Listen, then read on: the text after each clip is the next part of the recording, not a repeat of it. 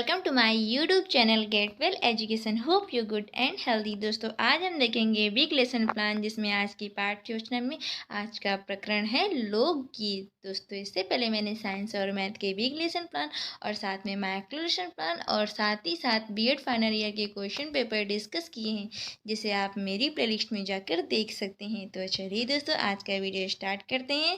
सबसे पहले हम डालते हैं पाठ्य योजना संख्या, फिर डेट, फिर आता है प्रशिक्षण केंद्र का नाम, जिसमें आप अपने प्रशिक्षण केंद्र का नाम लिखेंगे। विषय होगा हिंदी, उप विषय गद्य, प्रकरण होगा लोकगीत, क्लास 6 और अवधि 35 मिनट।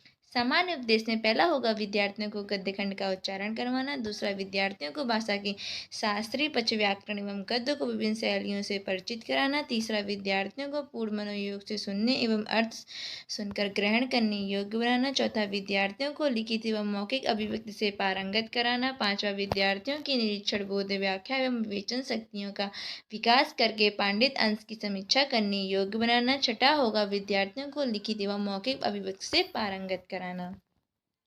फिर इसके आगे आता है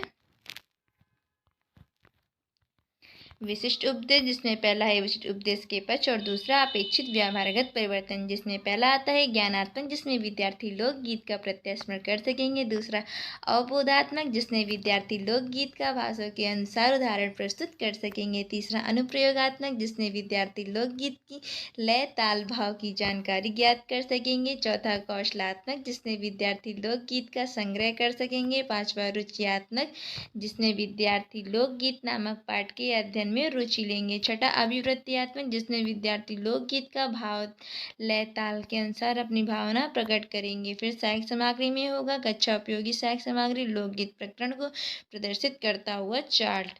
फिर इसके आगे आता है पूर्व ज्ञान, जिसमें है विद्यार्थी लोकगीत नामक पाठ से संबंधित सामान्य जानकारी रखते हैं। प्रस्तावना में होगा छात्र तत्व क्रियाएं और छात्र क्रियाएं, जिसमें पहला होगा विवाह के समय मंडप के नीचे विवाह कार्यक्रमों की शुरुआत सबसे पहले किससे की जाती है, तो हल्दी से की जाती है। दूसरा क्वेश्चन होगा हल्दी से हाथ कब पीले किए जाते हैं, तो विवाह शादी में। तीसरा विवाह, त्योहार, जन्म, मुंडन, उत्सव आदि के मौके पर कौन से गीत पाए जाते हैं, तो लोकगीत पाए जाते हैं। चौथा होगा लोकगीत नामक पाठ से आप क्या समझते हैं, तो यहाँ पे समस्यात्मक होगा। उद्देश्य कथन में होगा आज हम लोग डॉक्टर भगवत शरण उपाध्याय द्वारा रचित लोकगीत नामक पाठ का अध्ययन करेंगे। इसके आगे आता है प्रस्तुतिकरण, जिसमें होगा लोकगीत अपनी लोच, ताजगी और लोकप्रियता से शास्त्रीय, देसी दोनों प्रकार के संगीत से भिन्न है। लोकगीत जन सामान्य के गीत हैं, घर, गांव और नगर की जनता के गीत हैं। ये इनके लिए साधना की आवश्यकता नहीं होती। त्योहारों और विशेष अवसरों पर ये गाए जाते हैं। इनके रचने वाले भी अधिकतर अनपढ़ गाँव के लोग ही होते हैं। स्त्रियों ने भी इनकी रचना में विशेष भाग लिया है। ये गीत बाजों की मदद के बिना ही या साधारण ढोलक, साज, करताल, बांसुरी आदि की सहायता से ही गाए जाते हैं। आदर्श वाचन में होगा छात्र का प्रस्तुत गद्यांश का ससर वाचन करेंगी। अनुकरण वाचन में होगा छात्र का विद्यार्थियों से अनुकरण वाचन करवाएंगी। उच्चारणाभ्यास में होगा सामान्य, ताजगी, बांसुरी और करताल। फिर इसके आगे आता है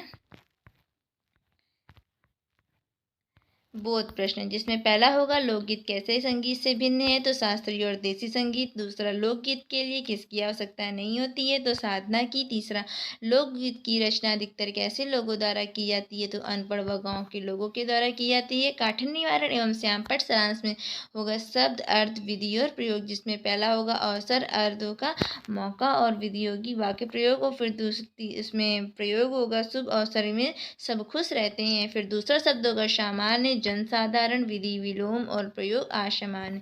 तीसरा शब्द होगा अनपढ़, अर्थ होगा अशिक्षित, विधि होगी पर्यायवाची, प्रयोग होगा बिना पढ़ा लिखा हुआ अशिक्षित। फिर निरीक्षण कार्य में आप लिखेंगे कि छात्र आपका श्यामपट्ट पर लिखे कार्य को विद्यार्थियों से उत्तर पुस्तिका में उतारने को कहेंगी और स्वयं पूरी कक्षा में घूम घूम कर निरीक्षण करेंगी।